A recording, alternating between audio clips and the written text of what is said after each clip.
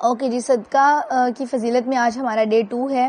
آج سے ہم آنورڈ انشاءاللہ آپ لوگوں کے کوشچنس لیں گے کچھ، اور ان کوشچنس کے آنسرز ہوں گے ڈیلی بیسس پہ آپ لوگوں کے ساتھ جو شیئر کیے جائیں گے.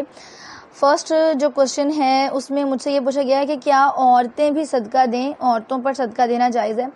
دیکھیں، ہر کسی پر صدقہ دینا جائز ہے. عورتیں مسلمان نہیں ہوتی، عورتیں بھی تو مسلمان ہوتی ہیں نا. مردوں پر جتنا صدقہ دینا جائز ہے، جتنا ان پر صدقہ دینا ضروری ہے، جتنا ان کے لیے صدقہ دینا لازم ہے، اتنا ہی عورتوں کے لیے بھی صدقہ دینا ضروری ہے، اور اتنا ہی عورتوں کے لیے بھی صدقہ لینا لازم ہے. صدقہ کرنا یہ جو ہے ایک ایسا سمجھے کہ رکن ہے کہ جس کو ہمیں ساتھ ساتھ ادا کرنا ہے. زکوٰۃ، آپ کو پتہ ہے کہ ہمارے اسلام کا ایک رکن ہے زکوٰۃ. یہ بھی ایک ٹائپ کی زکوٰۃ ہوتی ہے، ٹھیک ہے، جو کہ ہمارے مال کی نکل رہی ہوتی ہے، یا پھر ہم اگر اس کو اپنی جان کے لیے استعمال کر رہے ہیں تو ہمارے جان کی زکوٰۃ نکلی، تو اٹس اے ٹائپ آف زکوٰۃ آلسو. ٹھیک ہے، تو زکوٰۃ کیونکہ ہر مسلمان کے لیے رکن اسلام ہے، اس کو پورا کرنا ضروری ہے. اسی طرح صدقہ بھی ہمارا اسی کیٹیگری میں آتا ہے، اور صدقہ دینا بھی ضروری ہے، خواہ وہ عورت ہو یا مرد، دونوں کے لیے صدقہ دینا ضروری ہے. نبی کریم صلی اللہ علیہ وسلم نے فرمایا کہ ہر مسلمان پر صدقہ دینا ضروری ہے. تو لوگوں نے پوچھا کہ اے اللہ کے نبی، اگر کسی کے پاس کچھ نہ ہو تو آپ صلی اللہ علیہ وسلم نے فرمایا کہ پھر اپنے ہاتھ سے کچھ کما کر خود بھی نفع پہنچائے اور صدقہ بھی کرے. یعنی کہ وہ لوگ جو کہتے ہیں کہ ہم لوگ تو آلریڈی دوسروں کے لیے بیٹھے ہوئے ہیں ان کے سہاروں پر کہ کوئی ہمیں دے جائے گا تو ہم اپنا سرکل موو کر رہے ہوں گے، تو ہم کس طرح کسی کو صدقہ دیں کہ ہمارے تو خود کے پاس کچھ نہیں ہے.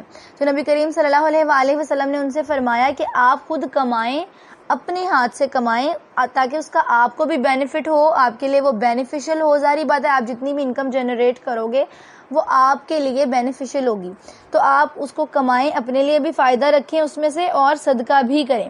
تو لوگوں نے کہا کہ اگر اس کی طاقت نہ ہو، یعنی کہ کوئی بندہ افورڈ نہیں کر سکتا محنت کرنا بھی، اس کی طبیعت ٹھیک نہیں ہے، یا کوئی بھی اس کو ایشو ہے کہ کسی عذر کی وجہ سے وہ محنت نہیں کر سکتا، تو پھر وہ کس طرح صدقہ کرے؟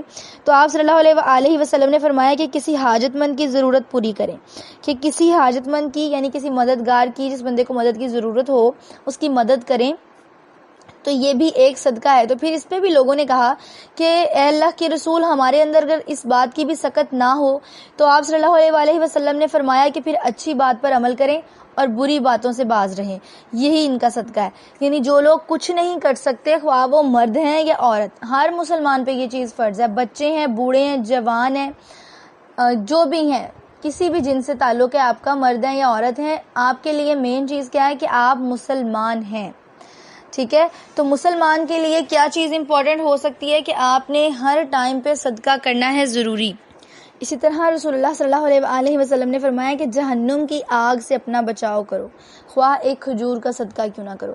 یعنی آپ نے صدقہ دینا ہے، آپ کے لیے اس میں آپ کی لمٹ نہیں ہے کہ آپ کس لمٹ کا صدقہ دیتے ہیں. آپ منہ سے اچھی بات نکالتے ہیں، یہ بھی نبی کریم صلی اللہ علیہ وسلم نے فرمایا کہ منہ سے اچھی بات نکالو، یہ بھی آپ کا صدقہ ہے. تو آپ نے اگر کسی کو کوئی اچھی بات بتائی یا کسی کے لیے کہہ دی جس سے اگلا بندہ تھوڑا سا ہیپی ہو گیا ہے، تو اس کے لیے بھی آپ کا ایک صدقہ، ایک نیک عمل کاؤنٹ کیا جاتا ہے. تو ضروری نہیں کہ آپ بہت بڑا بڑا صدقہ دیں. کہنے کا مقصد یہ ہے کہ یہ نہیں ہے کہ آپ ایک بکرے کا صدقہ ضرور دیں، یا پھر آپ کسی مرغی کا صدقہ دیں، یا آپ بہت ہزاروں روپے کا صدقہ دیں. صدقہ آپ کی ایک کھجور کا بھی اتنا ہی ویلیویبل ہوگا جتنا کہ آپ کا اتنے زیادہ اماؤنٹ کا صدقہ ہے. ٹھیک ہے، تو اس کے لیے ضروری نہیں ہے کہ آپ لوگ یہ سوچیں کہ میرے پاس تو اتنی زیادہ اماؤنٹ نہیں ہے، یا میرے پاس اتنی نہیں ہے رقم، یا میرے پاس کھانا نہیں ہے اتنا کہ میں کسی کو صدقہ کر سکوں، یا میرے گھر میں کوئی ایسی چیز نہیں ہے جو میں ایز اے صدقہ کسی کو ڈونیٹ کر سکوں، تو میں کیسے صدقہ کروں.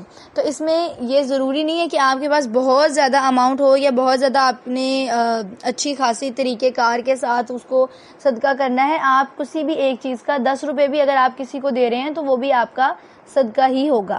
ٹھیک ہے، ایک بہت ہی زیادہ ہارٹ ٹچنگ حدیث ہے جو میں پڑھتی ہوں تو ہمیشہ ہی مجھے دل کو لگتی ہے کہ رسول اللہ صلی اللہ علیہ وسلم نے صحابہ سے فرمایا کہ صدقہ کیا کرو. یعنی انہوں نے پوچھا کہ صدقہ ہم کیوں کریں، تو آپ صلی اللہ علیہ وسلم نے فرمایا کہ ایک ایسا زمانہ بھی تم پر آنے والا ہے کہ جب ایک شخص اپنے مال کا صدقہ لے کر نکلے گا اور کوئی اسے قبول کرنے والا نہیں ہوگا. قبول کرنے والا نہیں آئے گا یا قبول کرنے والا نہیں ہوگا کا مطلب کیا ہے کہ ہر بندہ اتنی پاور رکھ سکتا ہے کہ وہ صدقہ کرے. ٹھیک ہے، یعنی کہ ہر بندے کے اندر اتنی پاور ہوگی کہ وہ صدقہ کرے. تو آپ کو وہ انسان ملے گا ہی نہیں کہ آپ اپنا صدقہ دیں کس کو.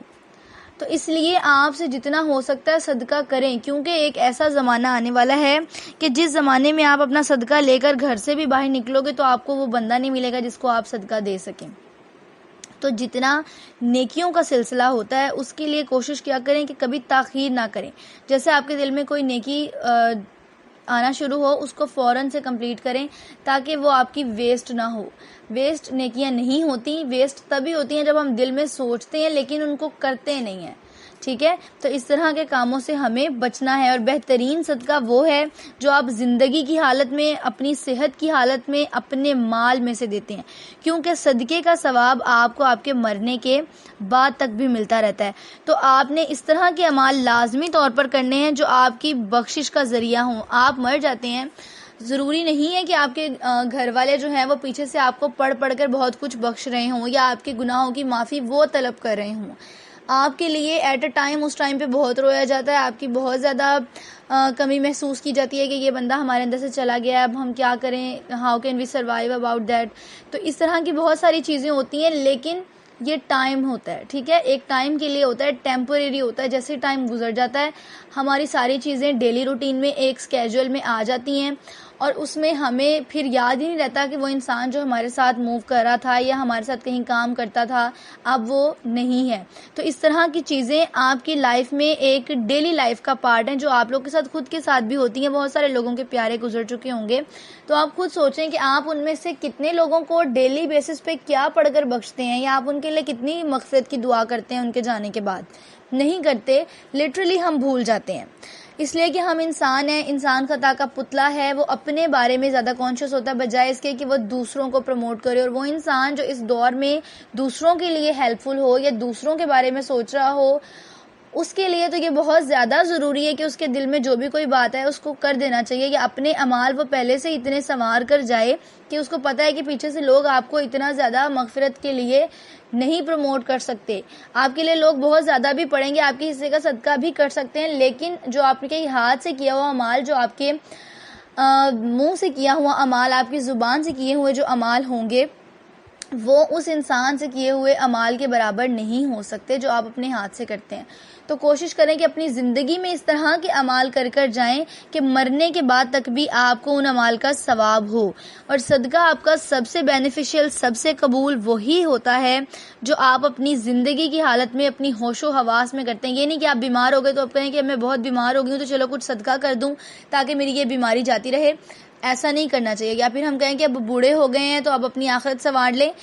آپ کی عبادت کا صحیح ٹائم، آپ کی جوانی کا صحیح ٹائم وہی ہوتا ہے، ٹھیک ہے؟ آپ نے جوانی میں عبادت کرنی ہے، جوانی میں ہر نیک کام کرنا ہے، کیونکہ بڑھاپے میں تو ہمیں خود لگ رہا ہوتا ہے کہ اب ہمیں اور کوئی کام ہی نہیں ہے سوائے نیکیاں کرنے کے، کیونکہ ہم نے اپنی آخرت کو بہتر بنانا ہے تو ہم اس کے لیے اب کوشاں ہو جائیں۔